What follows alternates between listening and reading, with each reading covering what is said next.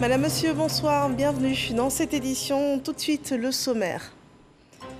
L'annonce de la fin de l'opération de publication des résultats provisoires des législatives 2021 par le président de la CEI. La commission aura durant 3 jours égrené les résultats des 204 circonscriptions électorales en direct de nos antennes. Cette étape achevée suivra celle des réclamations dont la charge reviendra au Conseil constitutionnel. Lutte contre la Covid-19. La seconde phase de la campagne de vaccination est lancée. Elle cible les personnes âgées de plus de 50 ans. Le directeur de la santé, le professeur Mamadou Samba, était sur le plateau du 13h. Il expliquait le déroulé de cette phase de vaccination. Et puis le président sortant du Niger, Mahamadou Issoufou, est récompensé par la fondation Mo Ibrahim. Il est le premier lauréat du prix Mo Ibrahim depuis 3 ans pour son prix 2020. La fondation s'est largement appuyée sur les avancées socio-économiques du Niger.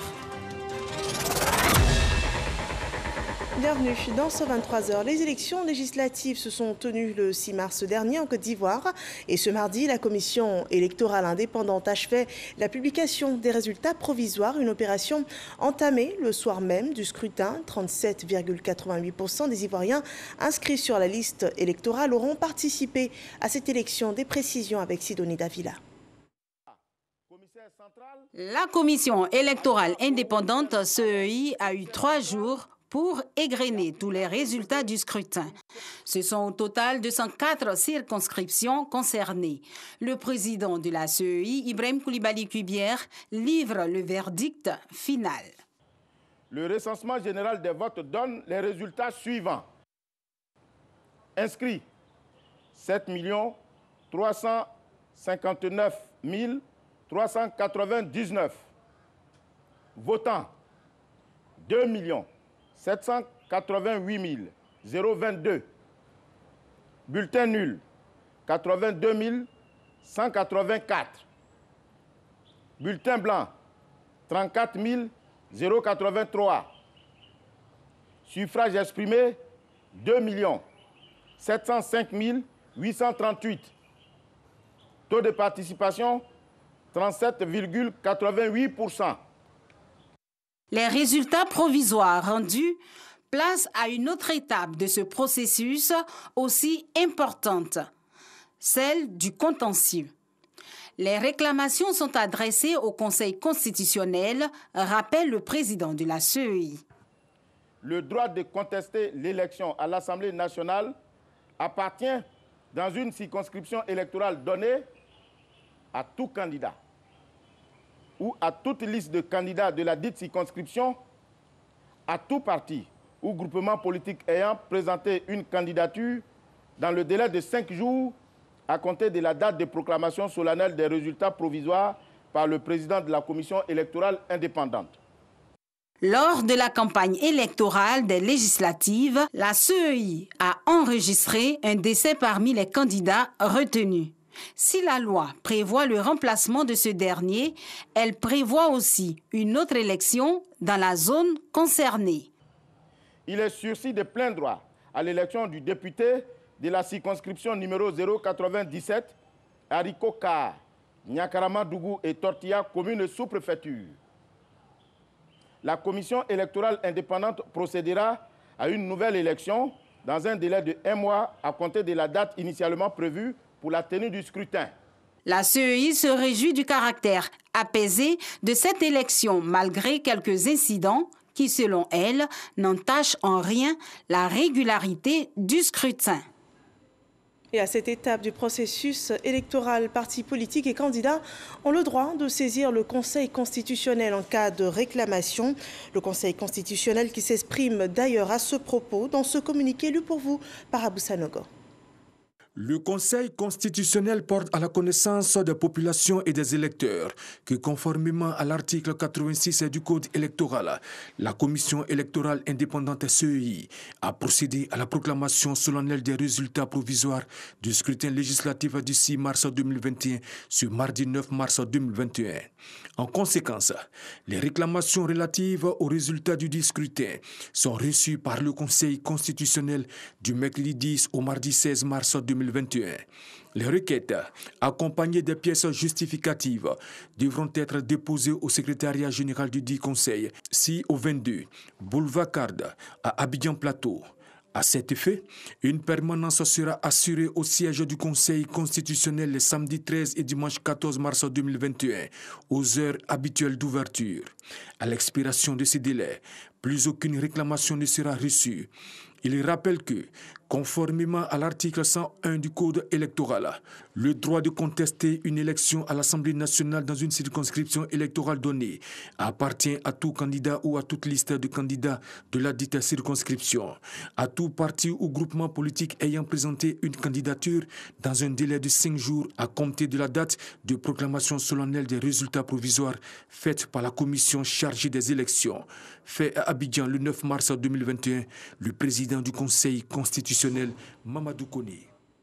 Un autre communiqué du Conseil constitutionnel a été produit ce jour. Il porte sur le contentieux de l'élection des députés à l'Assemblée nationale sur le scrutin du 6 mars 2021.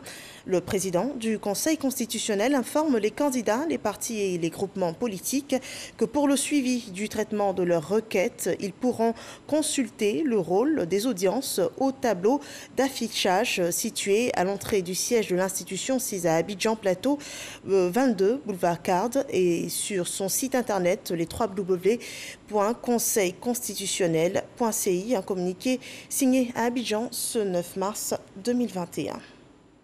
Sur l'élection des députés en Côte d'Ivoire, l'Union africaine a livré les conclusions de ses observations.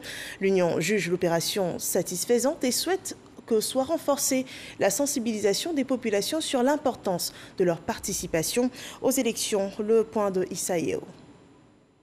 72 heures après la tenue des élections législatives, les missions d'observation continuent de faire leur bilan. La mission d'observation de l'Union africaine trouve globalement satisfaisant le processus. Nous avons remarqué que cette élection s'est déroulée dans le calme, dans la sérénité et dans un contexte politique où il y avait une volonté réelle de tous les acteurs politiques d'apaisement. Et ça ne s'est pas démenti. Donc le 6 mars, les élections se sont globalement bien passées. On a relevé ici là quelques incidents, mais qui n'ont pas eu un impact ni sur l'intégrité du scrutin, ni sur sa transparence, ni sur sa régularité. Cependant, l'Union africaine fait des recommandations en vue des échéances futures. En ce qui concerne l'implication des citoyens aux élections, donc, il faut les inviter un peu plus à aller aux élections et à aller voter, c'est un devoir civique. Nous formulons également quelques recommandations pour le personnel électoral. Ils sont bien formés, mais il faut encore amplifier cette formation. Et nous souhaitons également que la République de Côte d'Ivoire consolide cette volonté de pacification, de démocratie. La mission de l'Union africaine a surtout félicité l'ensemble de la classe politique ivoirienne pour avoir favorisé un climat de paix pendant ces élections législatives. L'environnement électoral est aussi noté par les observateurs internationaux de l'Institut électoral pour une démocratie durable en Afrique et ceux du Centre Carter. Le rapport rend compte de la tenue de ces dernières élections dans un climat sociopolitique calme et apaisé. C'est Ferazegui. Depuis août 2020, l'Institut électoral pour une démocratie durable en Afrique et le Centre Carter ont déployé une mission internationale d'observation électorale en Côte d'Ivoire.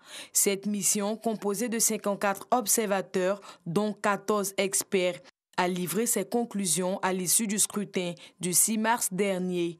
L'accord politique du 29 décembre 2020, qui fait suite aux violences électorales liées à l'élection présidentielle du 31 octobre 2020, a considérablement contribué au dégel du climat politique et à l'organisation d'élections inclusives avec de nouvelles dynamiques politiques au sein de l'opposition. La campagne s'est déroulée dans une atmosphère généralement calme et sans incidents notoires. Cependant, elle n'a pas suscité un engouement particulier des électeurs. Les opérations de vote se sont déroulées dans le calme et les procédures ont été globalement bien respectées dans les bureaux de vote observés. Si, dans l'ensemble, le scrutin s'est déroulé dans le calme, la mission a relevé quelques heurts dans certaines localités. La mission déplore toutefois la dégradation par endroits de l'atmosphère durant le scrutin, allant d'échanges verbaux violents sans incident notable au saccage d'une trentaine de bureaux de vote. Environ 40% des bureaux de vote visités présentaient des difficultés d'accès aux personnes à mobilité réduite, principalement dues à un dénivelé ou une marche. Dans 12% des cas, les bureaux de vote se trouvaient cependant à l'étage. La mission internationale d'observation électorale en Côte d'Ivoire félicite la Commission électorale indépendante CEI pour l'organisation des élections législatives qui, selon elle, est conforme aux standards internationaux de transparence et d'accès à l'information. Une autre opération au cœur des préoccupations, la lutte contre la pandémie de coronavirus. On fait le point juste après ce jingle.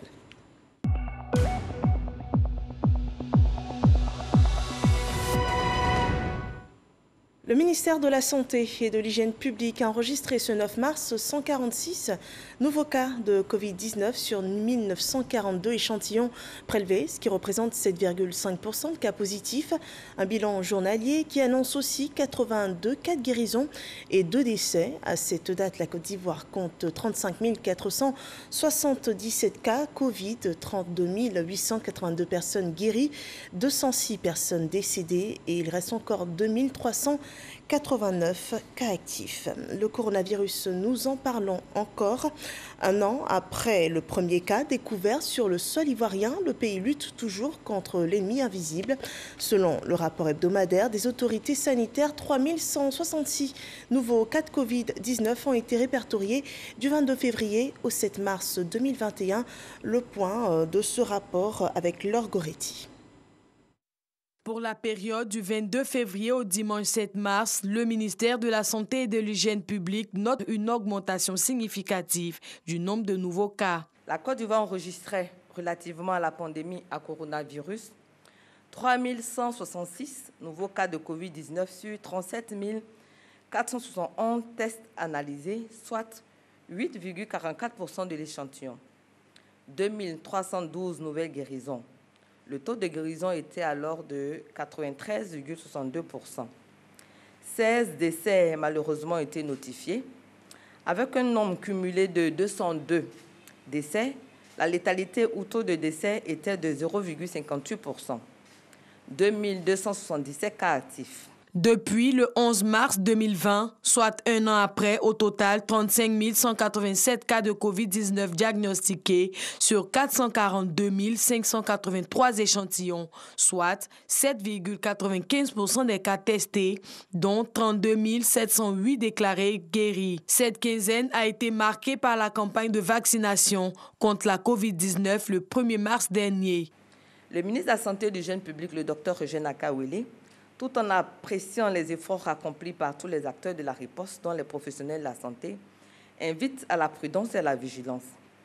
Il encourage par ailleurs vivement aussi les populations, en particulier la cible concernée par cette première vague de la campagne de vaccination, dont les personnels de santé, les forces de défense et de sécurité, les enseignants à y adhérer.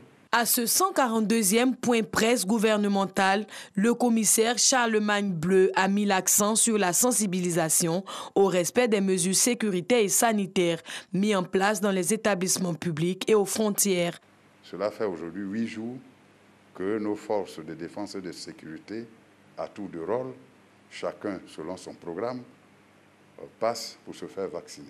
Face au relâchement des mesures, le gouvernement rappelle que la maladie sévit toujours et attire l'attention des populations sur l'importance de la vaccination.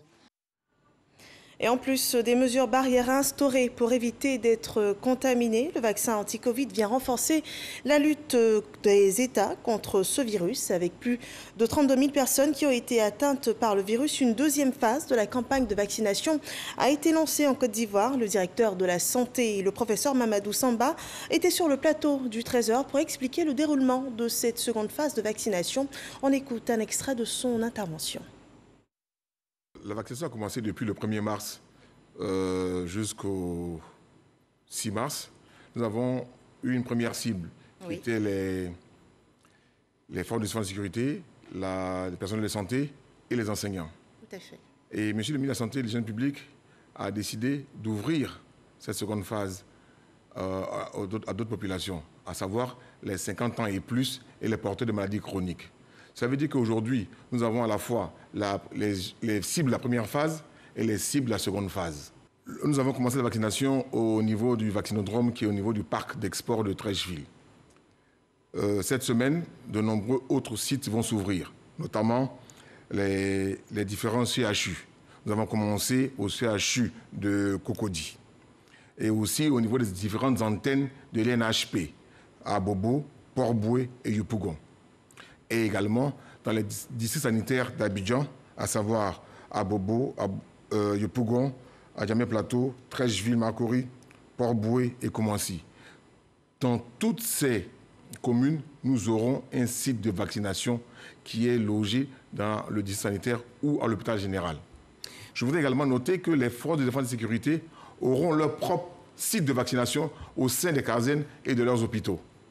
De faux vaccins contre le coronavirus vendus à moindre coût circuleraient actuellement sur le continent africain. L'Afrique de l'Ouest serait visée par les trafiquants et contrebandiers. La Côte d'Ivoire devrait-elle s'inquiéter de cette situation? Nous ne devons pas être inquiétés par ce faux trafic. Pourquoi? Parce que la Côte d'Ivoire a fait le choix des vaccins sûrs et préqualifiés par l'OMS dans un mécanisme que nous maîtrisons entièrement, que le mécanisme COVAX. Donc seront disponibles en Côte d'Ivoire que des produits préqualifiés par l'OMS et dont nous maîtrisons totalement la chaîne de la fabrication jusqu'à l'aéroport d'Abidjan. Le directeur général de la santé, le professeur Mamadou Samba, qui expliquait cette seconde phase de vaccination contre la Covid-19. Elle a débuté hier et cible les personnes âgées de plus de 50 ans et celles atteintes de pathologies dites chroniques. Les forces de défense et de sécurité, elles sont invitées depuis le 1er mars dernier à se faire vacciner et sont encouragées par le général Bagando Diomandé. Il s'est fait vacciner hier. Il a reçu sa première dose du vaccin anti-Covid. Astou Touré. Les membres du gouvernement se succèdent au centre de vaccination de Treichville. Objectif, rassurer les bénéficiaires et les encourager à aller se faire vacciner. Après Patrick Hachi et Raymond Goudou Kofi, c'est Bagando Diomandé qui veut exhorter les forces de défense et de sécurité à lui emboîter le pas. Il est important que chacun se fasse vacciner. Parce qu'on a coutume de dire qu'il est mieux de prévenir que de guérir.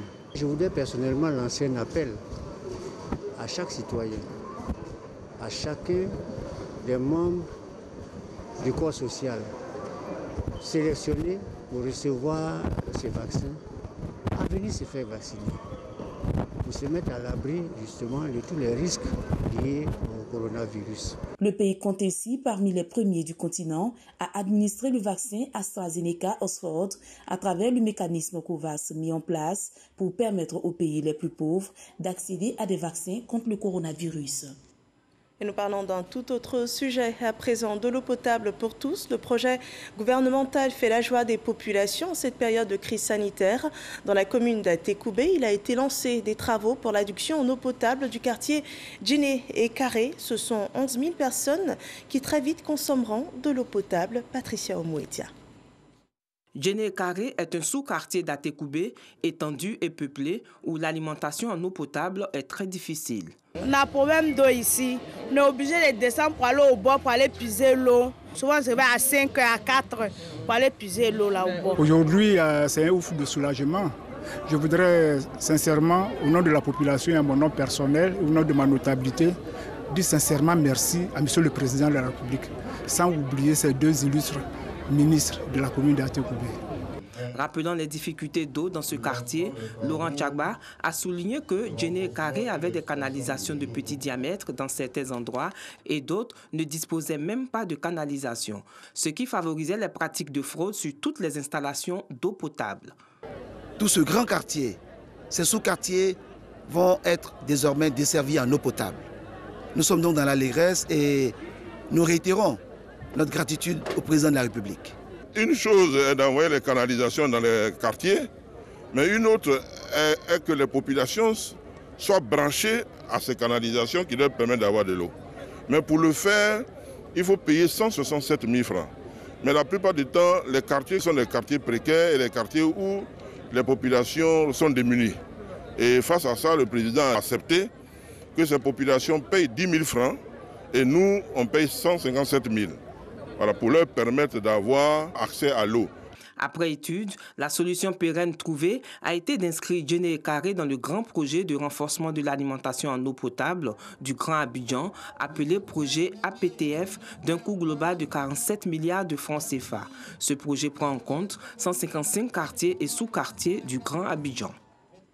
Un autre projet de développement, cette fois dans la région de Gbeke, le projet de desserte de la ville de Bouaké par les bus de la société de transport abidjanais va bientôt devenir une réalité. Déjà, l'État de Côte d'Ivoire a mis à disposition 3 hectares pour la construction d'une gare centrale. Des changements seront certainement apportés au quotidien de la ville. Leur impact sur le fonctionnement de Bouaké est présenté par Kader Sogodogo dans cet élément. On regarde. Le problème du transport urbain se pose avec acuité dans de nombreux pays. Bouaké, deuxième ville de la Côte d'Ivoire, n'échappe pas à cette problématique. La capitale de la région de Gbeke présente 3 types de transport pour allier ces différents quartiers. Les taxis communaux, les minicars appelés couramment Gbaka et les mototaxis dont de nombreux dommages ont été constatés. Entre l'insuffisance des taxis, la rareté des Gbaka et le danger permanent que constituent les mototaxis, Bouaké peine à transporter ses populations. Ici à Dar es Salaam, et pour venir là c'est dit, pour partir aussi c'est dit. Le transport est très cher. Si la Sotra vient, on sera très heureux de venir à l'école parce que ça nous encourage plus, ça nous motive. On fera beaucoup d'économies. Avec l'arrivée du bus Sotra, c'est une aubaine pour nous parce que bon, le déplacement du quartier jusqu'à l'école ici, vraiment c'est très difficile. Donc par moment c'est avec les motos, alors que bon, les engins en jeu à 2 roues là, vraiment moi, j'aime pas trop aimer. Donc avec l'arrivée de Sotra, je pense que vraiment ça va nous aider beaucoup, nous les étudiants. J'ai fait mon ici, bon, ça n'empêche pas de voir la Sotra parce que la Sotra facilite le déplacement en tout cas des personnes massives. Avec la moto c'est un peu difficile aussi. Mais je pense qu'avec la Sotra, ça sera encore plus rapide. Voilà, parce qu'il peut prendre la quantité des étudiants, envoyer en 10 à 5 minutes au campus. Voilà, donc à la Sotra, on souhaite la bienvenue à la Sotra à Bouaké. Un dossier sensible qui n'échappe pas au gouvernement.